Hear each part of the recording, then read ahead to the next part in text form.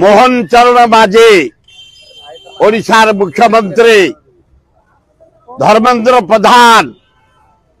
ओडिशा रु जाइछ एमपी संबलपुर रु दिल्ली रे शिक्षा मंत्री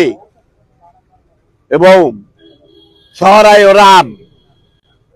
भारत वर्षर तमे हूँ आदिवासी हरिजन मंत्री लज्जा लज्जा आमे समस्त लज्जित 20 एमपी ओडिशा तब सरकार चली तमे मंत्री मुख्य प्रधानमंत्री नरेंद्र मोदी मुख्यमंत्री आज मोहन चरण माझी कहीं ओडिशा के अवहेला तमे